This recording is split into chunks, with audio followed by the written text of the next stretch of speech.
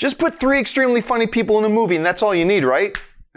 Hey guys, I'm Campea, and this is my quick review of The House, the new Will Ferrell, Amy Poehler comedy. The basic setup is this. A suburban couple, Will Ferrell and Amy Poehler, have a daughter that's getting ready to go off to college, and they have a great relationship with her, but they realize they can't afford to send her there. So, with the help of their best friend, they come up with this scheme to start an illegal casino to raise the money to send her daughter to college, and of course, mayhem ensues. Just to let you know up top, this movie's fucking bad. Now, one of the things you need to know about me is I like almost everything that Will Ferrell's in. I think the dude is a comedic genius.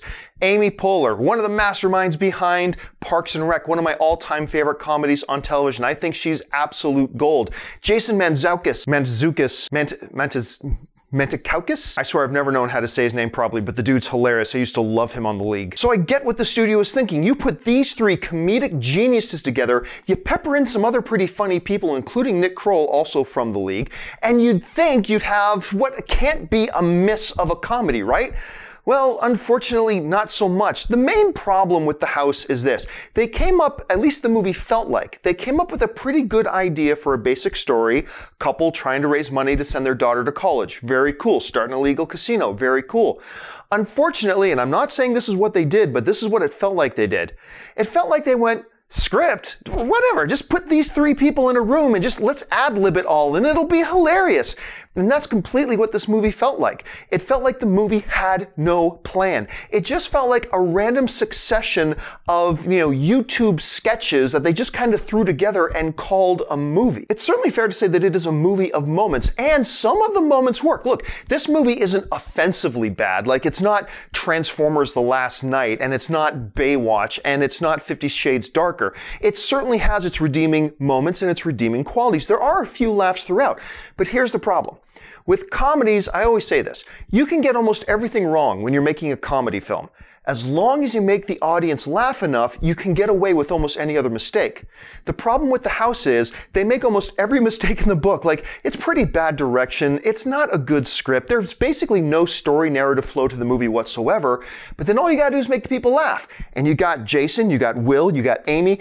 You can make them laugh, right? The problem is they don't make you laugh enough. Like I said, there are moments in the film that get you chuckling, but there's just not enough to justify paying full price to go to a movie theater and sit through this dreck. A couple things I did like about the movie. The relationship between Will and Amy and their daughter, I'm going to admit, was actually pretty charming. I like the fact that the daughter played it very low-key, very subtle, and that played really well off of Amy and Will, who are a little bit more over the top, a little more animated, and it just felt really nice. Like, when you had that family unit together, it kind of felt nice, and the humor between them, for me, kind of worked. Also, there's this running gag in the movie that Will Ferrell's character is, like, horribly bad at math. And they go back to that joke a few times and you'd think you'd get sick of it, but it actually kind of gets funnier and funnier as the gag progresses, and that worked pretty well for me. There's also a pretty cool fight scene in the movie. Now you think, what, a Will Ferrell fight scene, whatever, was it like Anchorman? No. There's a legit fight scene in the movie that happens in the casino, and it goes on for about 5 or 6 minutes, and I gotta admit, that part was actually pretty good. Other than that, the most positive thing I can say about it was I think the credits were all spelt correctly. At the end of the day, all this movie really needed was just a few more laughs just to push it over the edge, but they just weren't there. It wasn't enough. And so when you get left with this movie that just feels like they're winging it the whole time, and there's not enough laughs to support it along the way, you kind of sit there wishing the movie would end just a little bit faster. Unfortunately, that was my experience with The House. It's not worth going to see. Anyway, did you have a chance to see The House? Were you one of the 6 people that actually went out to watch it? If so, what did you think? Did you think it was a little bit too fly by the seat of its pants like I did? Did you think it was funny enough to make it passable? Jump into the comments section and leave me your thoughts there. Hey guys, don't forget to subscribe to my YouTube channel. Make sure you're following me on social media, on Facebook and on Twitter, simply @JohnCampea. And until next time, bye-bye.